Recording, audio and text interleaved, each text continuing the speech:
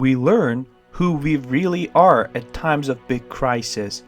And so the government's response to the COVID-19 outbreak has been so heartbreaking.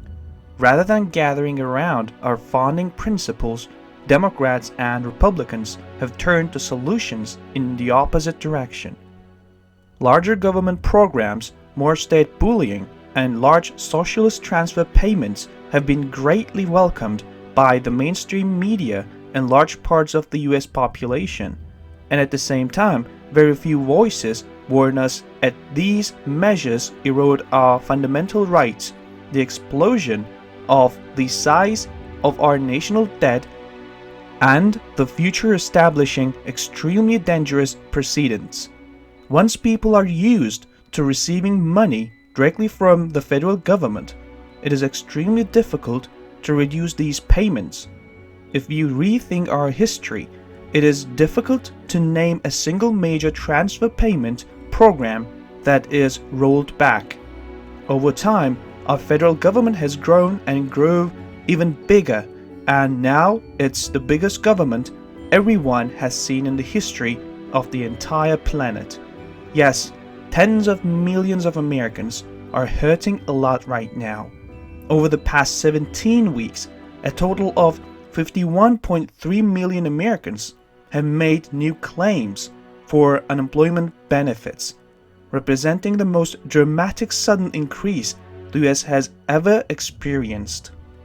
And since most Americans have hardly been digging financially this year, we are facing a future where millions of our citizens cannot pay their bills. In a recent podcast, USA Today told the tragic story of a 35-year-old hairstylist named Chelsea Cuddle. The mother of two has run into delays applying for unemployment and food stamps in Portland, Oregon, after Grace Salon, a hair salon that specializes in cutting and coloring, was forced to shutter in March when the coronavirus pandemic hit. Cuddle, who is self-employed, sublet a spot at Grace Salon to run her own business called Benjamin LLC. But with no income coming in for months, bills piled up, making it hard for her to afford groceries for her family, she says. I think most of us can define what's going on, because almost all of us have experienced the same thing at some point in our lives. To alleviate the pain of suddenly unemployed, Congress approved $600 unemployment bonus per week under the $2.2 trillion CARES Act adopted in March.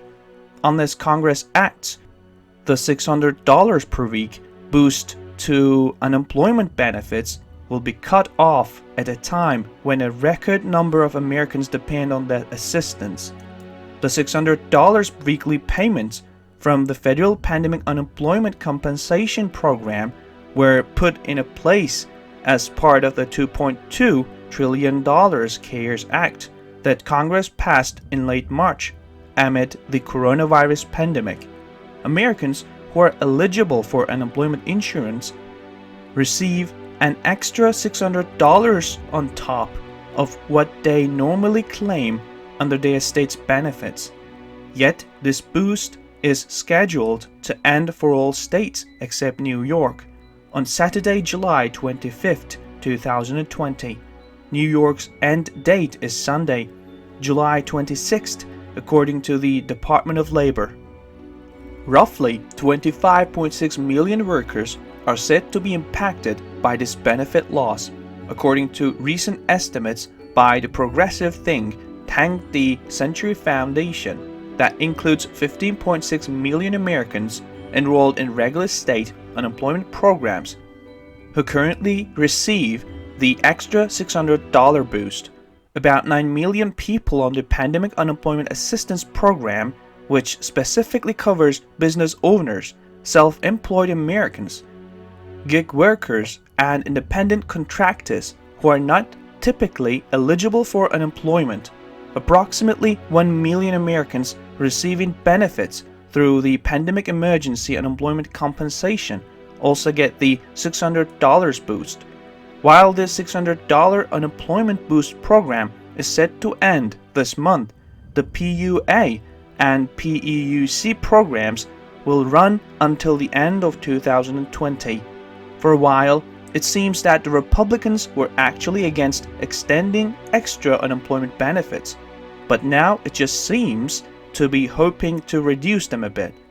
On Sunday, the Washington Post reported that in light of the enhanced $600 per week federal unemployment benefits poised to run out in less than a week, the White House and top Senate Republicans are considering measures including extending a smaller scale weekly federal enhanced unemployment benefit of $200 or $400 per week, or means testing future federal unemployment benefits, while Republicans are trying to limit the size and extent of a future stimulus package as much as possible.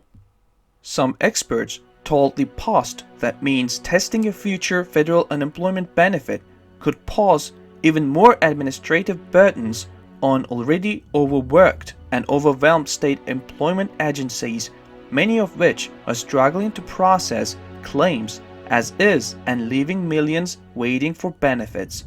Eventually, Republican socialists in Congress will likely endure like a $20 team as usual, so Democratic socialists in Congress will likely end up with most or all of what they want in this next incentive bill.